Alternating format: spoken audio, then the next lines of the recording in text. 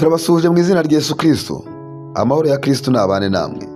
Turi kuwa gatanu itariki 16 z'ukwezi kwa mbere umwaka wa 2026. Ni umunsi wa 16 w'umwaka.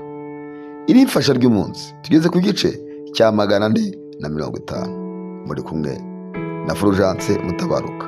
Dushimiye by'umwihariko abantu bakomeje kubana mu bice byatambutse bakurikirana ubutumwa bwiza Imana itunyuzamo. Imana umugisha. Uyu munsi turaganira ku ijambo rivuga ngo turi abana b'Imana.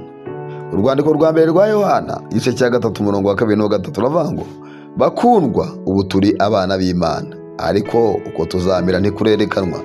Icyo kora icyo tuzi nuko Yesu yerekanwa tuzasa nawe, kuko tuzamureba uko ari.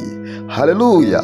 Kandi ufite ibyo byiringiro muri we yiboneze nk'uko we aboneye. Haleluya, haleluya. Turi abana b'Imana. Uyu munsi wa none ni ukubwira mwene data, wowe wize Yesu Kristo kumwami n'umukiza wawe, ibyaha byawe bikababarirwa. Uyu munsi wa none nturuwo kwa runaka uvuka, uruwaho koko kubw'isano y'amaraso n'umubiri mu buryo bufatika, ariko hirya y'ibyo ngibyo turi abana b'Imana. Nubwo dusangiye ubuzima n'ab'isi, baba baratuka babara, barasonza tugasonza, bahura n'ibibazo natwe tugahura nabyo, kuko turacyari muri iyi si, turacyari muri ubu buzima.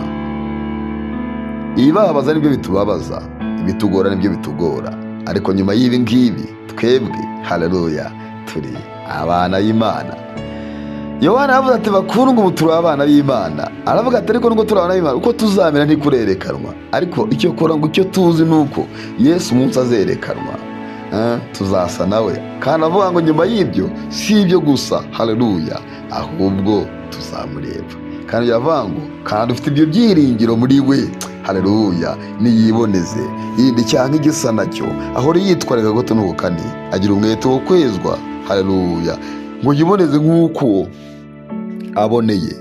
Ufite ibyo byiringiro yirinda amashyari, yirinda urwangano, yirinda uburyarya, yirinda inzika, yirinda ubugambanyi, yirinda icyamwanduza. Ufite ibyo byiringiro ahora yiboneza nk'uko uwo aboneye. Imana igushoboze. Sengeye mwene data, mushoboze kwiboneza no guhora aboneye, kandi ibi byiringiro bimwuzure mu izina rya Yesu.